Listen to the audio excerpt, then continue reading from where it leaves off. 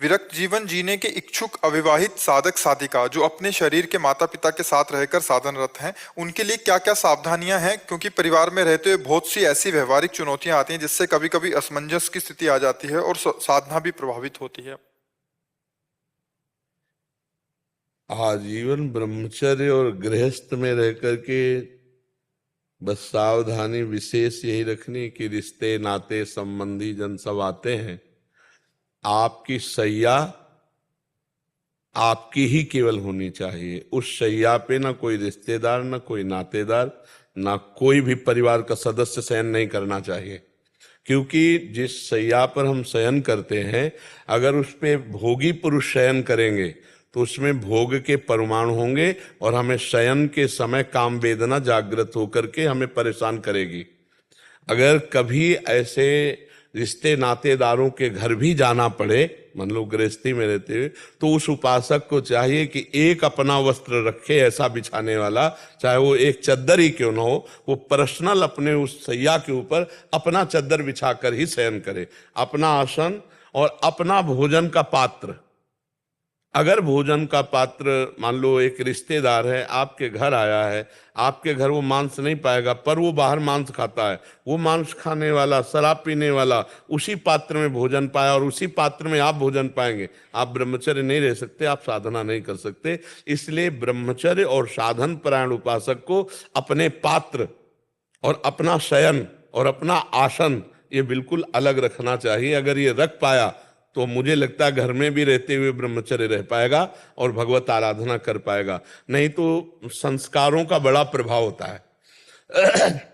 चित्रकूट में हमें युगल किशोर ले गए तो उन्होंने एक जगह नया घर बना था, तो एक चौकी थी, उसमें शयन कराया और शयन कराने के थोड़ी ही देर में हम उठ के बैठ गए तो वो लोग बैठे थे। तो हम कहा आप लोग बैठे? बोले पहले आप बताओ आप कैसे उठ पड़े?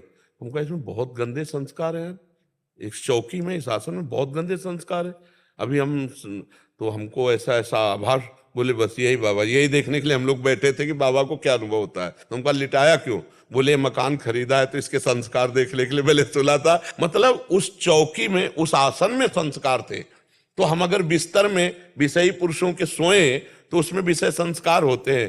तो हमको आजीवन ब्रह्मचर्य रहने के लिए अपने भोजन के पात्र और अपने शयन और अपने को पवित्र रखना, 2 बार स्नान तो करना ही है अगर आजीवन ब्रह्मचर्य रहना है। नैष्ठिक ब्रह्मचर्य के लिए त्रिकाल स्नान, आज हमने सत्संग में बताया, पूरा जीवन हो गया 3 बार स्नान करते हैं। सोच लगे ना लगे हमारी दिनचर्या है। तो क्योंकि ब्रह्मचर्य को संभालने के लिए बहुत संयम की जरूरत है। और जैसे बहुत पकवान हैं या खट्टे पदार्थ हैं, इनको ब्रह्मचर्य के लिए निषेध किया गया है। जो बादी पहुंचाने वाले पदार्थ हैं और जो पकवान गरिष्ठ पदार्थ हैं और जो बहुत खट्टे पदार्थ हैं, उनका खान पान त्यागे। और किसी भी ऐसे पुरुष से बात ना करे जो विषय संबंधी थोड़ी भी वार्ता करता हो। गृहस्थी में होते हैं ना कुछ रिश्ते नाते ऐसे जिनमें मजाक, बिल्कुल नहीं।